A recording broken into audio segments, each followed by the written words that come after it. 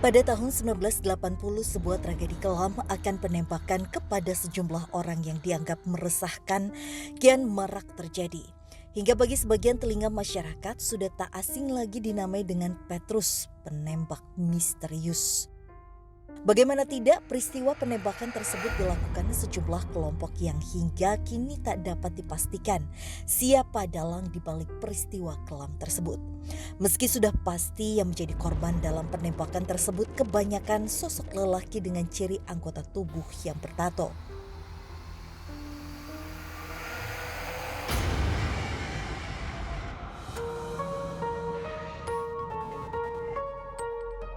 Dulu sih kan waktu di sini kan masih hutan, kebun karet besar-besar.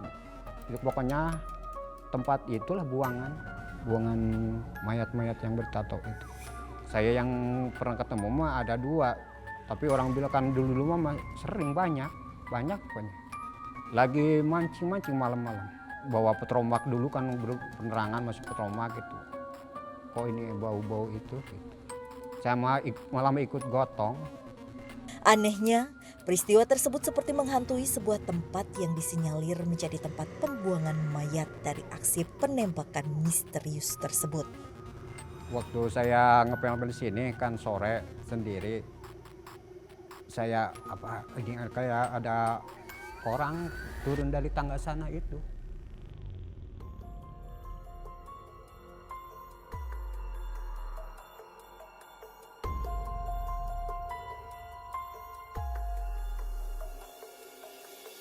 Itu hanya pas buangan aja gitu, tempat buangan lah gitu.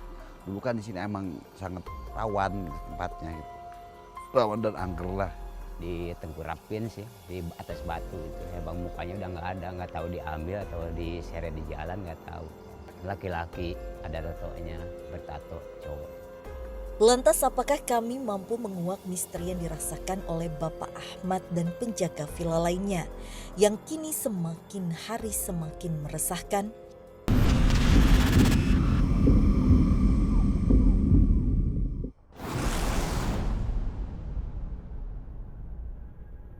Pasir Wetan. Siap. Setelah data yang kami dapat, akhirnya tim kami harus berunding untuk menyesuaikan perjalanan kami karena emang jalanannya yang kami dapatkan itu datanya itu sangat amat susah untuk dilalui roda 4. Jadi mau tidak mau tim kami harus menyiapkan motor trail karena memang kami juga diberitahu kalau sedang ada pembangunan besar di daerah sini dan jalanannya itu masih semak belukar serta licin. Dengan persiapan yang matang, kami pun mencoba menembus perjalanan yang cukup menguras waktu dan tenaga untuk menuju lokasi yang kami tuju.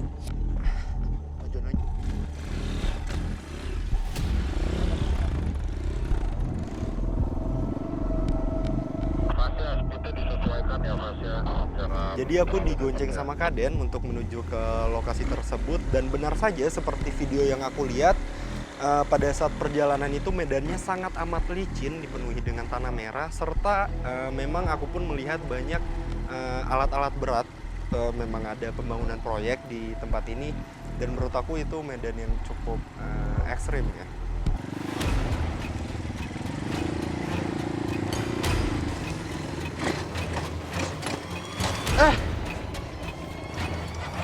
Entah apa yang terjadi, yang pasti kendaraan yang kami pakai kembali mendapatkan masalah hingga perjalanan harus terhenti. Tahu nih kayak ada yang nahan. Dan bahkan belum sampai aku ke tempat untuk villa ini ya, itu udah ada kejadian aneh. Tiba-tiba pada saat di tengah-tengah perjalanan aku sama Kaden, motor tuh mati gitu. Terus Kaden langsung turun dan mengarah ke salah satu pohon di dekat situ. Kayak pemirsa, kami mendapatkan gangguan pada saat perjalanan menuju ke lokasi yang akan kami tuju dan motor itu tiba-tiba mati. Terus Kananda langsung mengarah ke sini, sepertinya memang ada sosok yang mengganggu kami. Hai, jangan ganggu kami. Kenapa? Jadi pas ya, di belakang kita ini ada sosok makhluk hitam tinggi, bahkan gede sekali Farsa melebihi pohon ini. Dia sempat menahan kita. Kamu mesti izin dulu ke saya gitu. Oh, untuk masuk ke tempatnya wilayah sini katanya. Izin dulu. Ya. Sosok ini sosok penjaga wilayah ini atau yang dominan di tempat ini kan Anda? Dominan Pak. Jadi dia menganggap dia sudah kita itu melewati wilayahnya dia, Pak. Batas yang apa yang dia tempati ini Pak ya. Jadi pada saat kita berjalan itu, ya dia menganggap ini wilayah saya gitu. Dan kamu harus izin ke saya. Ya. Selaras dengan apa yang kami alami, nyatanya pengakuan warga sekitar semakin jelas bahwa tempat yang akan kami kunjungi cukup terpencil dan tak dapat dianggap remeh. Angker Pak, kalau dulu emang angker. Dulu aja saya waktu sama bapak saya naik motor aja dulu kadang-kadang suka mati tiba-tiba lah apa gitu. Kalau dulu emang jarang ada yang berani masuk sini kan. Apa lagi? Mau ngomong apa lagi? Apa lagi? Ajak komunikasi baik-baik aja kan Anda. Perjalanan kita juga masih lumayan jauh. Iya. Gitu. Yaudah, saya izin untuk kesana lanjut. Ya, dan bilang ke sosok ini jangan sampai mengganggu kita kan Anda. Assalamualaikum. Ya. Udah. Oke, mari kita lanjutkan perjalanan kita tim dan ikuti terus pemirsa perjalanan kami. Perjalanan pun dapat kami lanjutkan. Namun sebelum itu, Den Ananda mencoba menetralisir sisa gangguan yang ada agar tak lagi terjadi hal yang tidak diinginkan. Kayak pemirsa, sekarang Kananda sedang mencoba untuk mengcleansing motor yang tadi memang sempat mendapatkan gangguan dari sosok di tempat ini.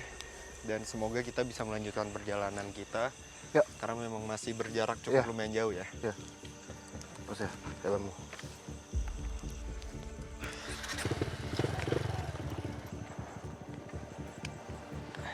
Alhamdulillah.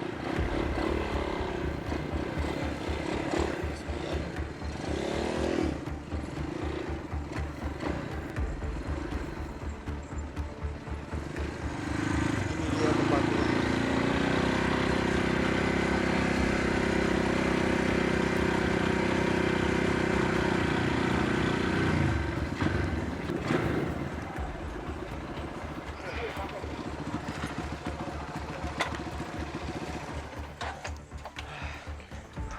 Perjalanan yang cukup panjang pun telah kami lewati.